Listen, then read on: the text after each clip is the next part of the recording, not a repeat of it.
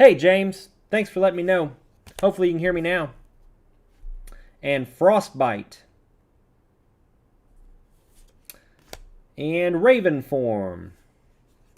And Giant Ox. Now we get into some uncommons here. Accent of the Worthy. Icebind Pillar. Skimfar Shadow Sage. And our rare Blessing of Frost. Followed by a Snowfield Sinkhole. Awesome. Thank you, James. Let me know. And then we have this card to represent a double-sided card. These are new in the last couple of sets with double-sided cards. Now, previously in Magic, they had what they call transform cards. So you would essentially play one side and then something would happen and you would transform the card. Now they actually just have simple double-sided cards. It's only a matter of time. You can essentially choose to play one or the other. This is not a double-sided card, but this is a representation. So you could actually write on this card the representation of a double-sided card and play this in the sleeve instead, because double-sided cards might show through the sleeve. All right, let's crack open another.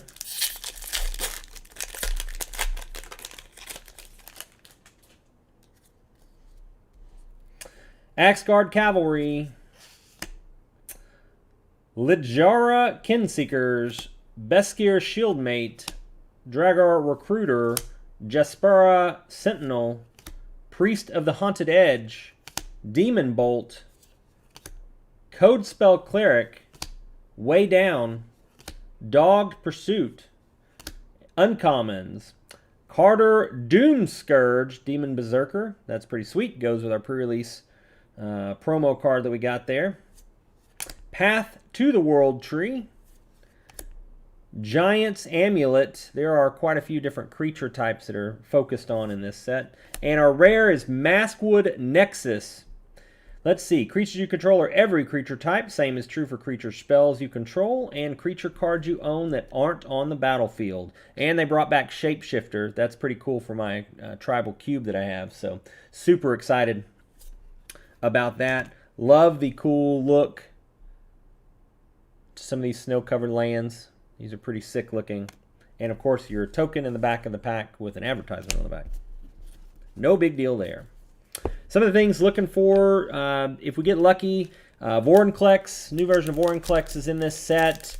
There is the gods. There's several different gods, I believe one for each color. There is going to be the Goldspan Dragon. Dragons are always super popular. There seems to be one in every set for the fans of dragons. There's Tyverkel, In Search of Greatness, which is my personal speculation card. I think that card's actually going to be very good in the future. Tuscary Firewalker.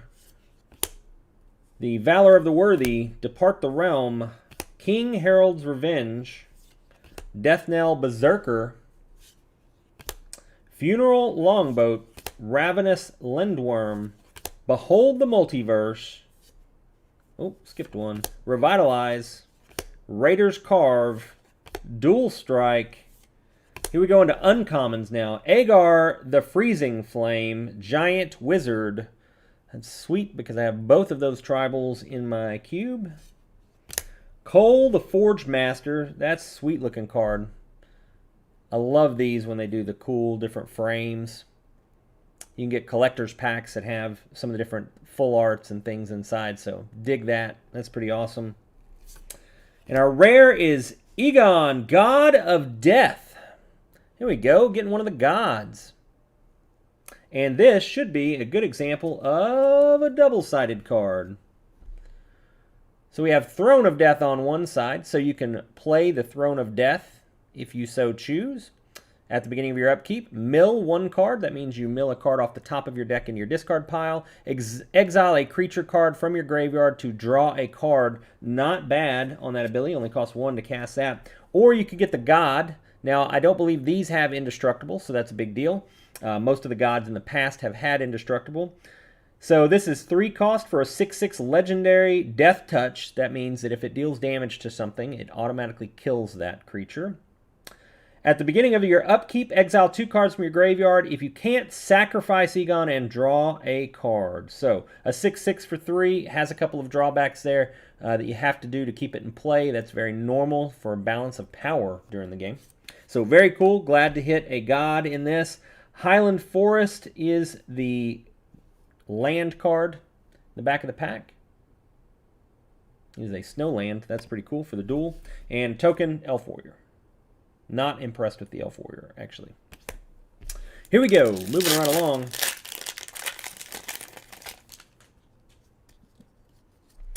Cinderheart Giant. Story Seeker. Guardian Gladewalker. Another shapeshifter. That's pretty cool with Changeling. Elderfang Disciple. Squash. Raiders Carve. Behold the Multiverse, Grizzled Outrider, Revitalize again, Carfell Kennelmaster, Replicating Ring for the uncommon. That's pretty sweet. Bloodsky Berserker,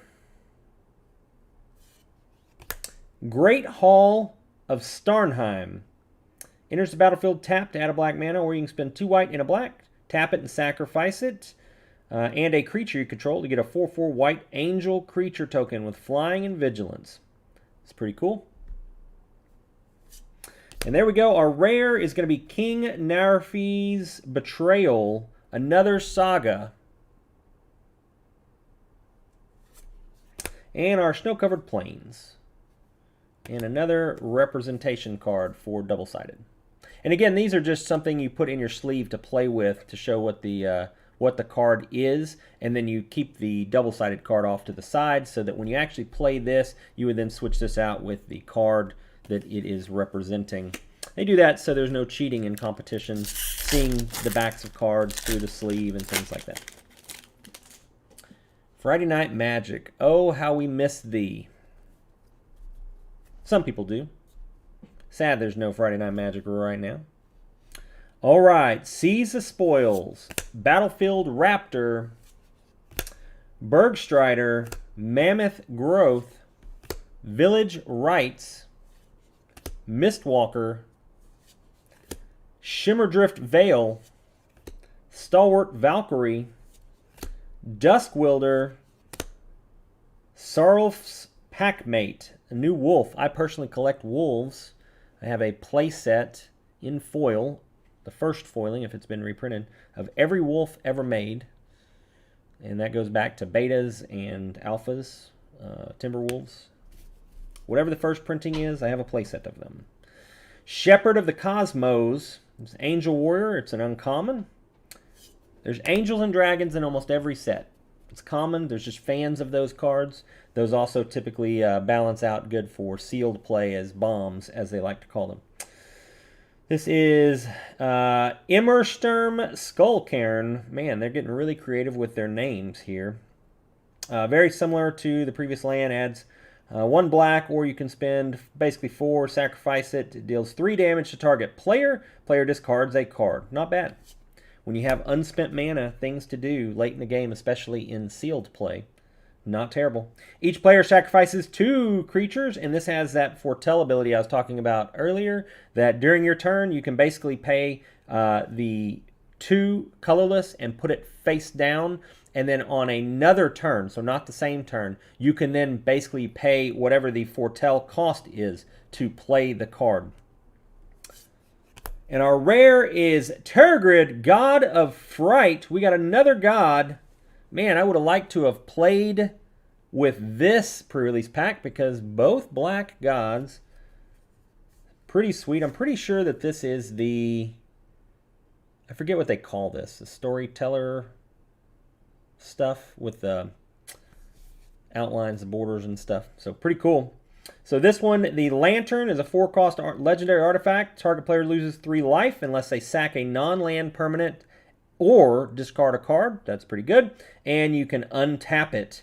That is definitely pretty neat. I like that. And then the other side is a 5-cost for a 4/5. It is a god with Menace. That's a cool ability for blocking when attacking. Means it's better chance of getting through on your opponent. Whenever an opponent sacrifices a non-token permanent or discards a permanent card, you can put that card from a graveyard onto the battlefield under your control. So pretty good. Tergrid is pretty good. Very nice. Happy with that. Hate the fact that it's got some wear up at the top, you can see, which probably means it came right out of the pack as lightly played, but that seems to be the gist of Magic cards these days. Very hard to find what is true near mint. Not that I necessarily believe in grading any new Magic cards on a, slab scale. Here is a Snow-Covered Swamp and a Foretell card. That's pretty sweet that they made a little Foretell card. They like adding those types of tokens and tchotchke things in for new players, and I appreciate that because back in the day, we didn't get things like that very often, if ever. All right, last pack out of the pre-release kit, and then we'll be moving on to our actual, what we call prize boosters. Brine Barrow Intruder, Tuscary Firewalker, Wither Crown, King Harold's Revenge, Dusk Wielder, Dwarven Reinforcements, Raise the Draugr, Frostpeak Yeti. We have Yetis back in Magic. All right. Invoke the Divine, Sarv's Packmate. Good, another wolf. Just got to get those in foil. Rootless Yew. That is another Tree Folk. I haven't seen a Tree Folk in a while, so that's cool. Another uncommon that is Svella Ice Shaper. Legendary snow creature. It's a troll warrior. It's got the cool border. I wish I could remember what they call this. I don't know. I don't know if it changes per set, but they've done this. A cool filigree style border. Makes these cards look really legit. I bet in foil these are fantastic looking. Frenzied Raider. And there we go. My personal speculation card comes up here. It is In Search of Greatness. I personally believe this card is significantly underrated, and that's saying something because it is valuable now, or reasonably valuable.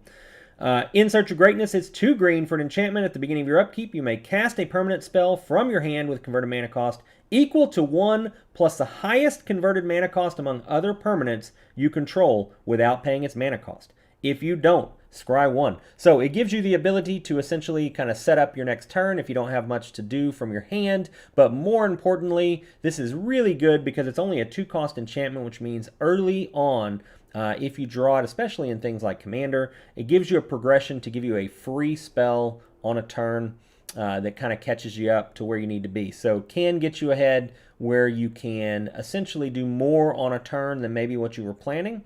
I like this a lot. I don't know what this is going to look like in standard play, but I do think this is going to find its way into things like Commander, and Commander has come on to be a very staple format. A lot of casual play, even apparently some competitive play. It's not my realm with Commander, but I know there are a lot of tournaments and stuff for Commander as well. And at the Hunter Burton Memorial Open, which I run, that also is an event that we do a ton of Commander stuff. So really enjoy it. I think this will find its way into, for sure, Commander and potentially some older formats. Snow-Covered Forest. I think I'm only missing the mountain now, if I remember correctly, for Snow-Covered Basics. And we got a bird token. Can't ever go wrong with a generic bird token. Super excited. That was a pretty good pre-release pack in comparison to what it could have been. All right, we got 2 more draft packs. I'll put the gods up here. Let's see. Let's get the gods over here. There we go. And here we go. All right. And I'll break out one more of these. If you're not familiar with Area 51, we do a lot of sports card stuff, but we also do gaming, slowly but surely getting into the gaming world here. So I'm going to set this right here because that is good for the background. All right, here we go. Next pack. We got 2 packs to go. These would have been my prize packs.